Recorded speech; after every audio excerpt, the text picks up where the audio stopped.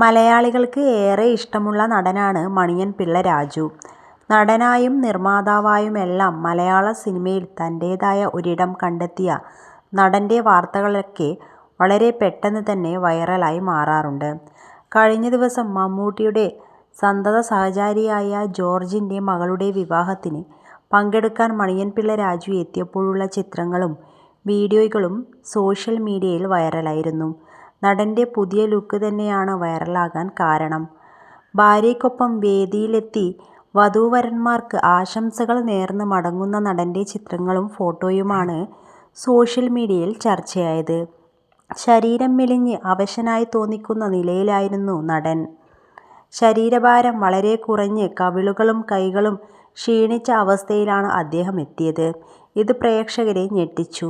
ഇതോടെ നടന് എന്തുപറ്റി എന്നതായിരുന്നു ചോദ്യം.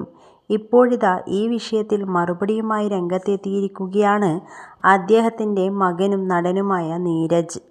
അച്ഛന് എന്തോ മാരക രോഗമാണ് എന്നൊക്കെ ചിലർ പറയുന്നത് ശ്രദ്ധയിൽപ്പെട്ടിരുന്നുവെന്നും അച്ഛൻ ഇപ്പോൾ പൂർണ്ണ ആരോഗ്യവാനാണെന്നും നീരജ് പറയുന്നു. എന്നാൽ ആളുകൾ പറയുന്നതൊന്നും ഞങ്ങൾ ആരും ശ്രദ്ധിക്കാറുകൂടിയില്ല. അതിനൊന്നുമുള്ള നേരവുമില്ല. അച്ഛന് ക്യാൻസർ ആയിരുന്നെന്നും തൊണ്ടയിലായിരുന്നു അർബുദമെന്നും മകൻ വെളിപ്പെടുത്തുന്നു. കീമോയും റേഡിയേഷനുമെല്ലാം കഴിയുമ്പോൾ സ്വാഭാവികമായി തൈറോയ്ഡിൽ വ്യതിയാനമുണ്ടാവുമെന്നും അത് മെലിയാനുള്ള കാരണമാണെന്നും നടൻ പറഞ്ഞു. മാത്രമല്ല കീമോയൊക്കെ കഴിഞ്ഞാൽ അപ്പോൾ വായിലും തൊണ്ടയിലും തൊലികളൊക്കെ ശരിയായി വരാൻ ഏകദേശം 6 മാസമെങ്കിലും എടുക്കും.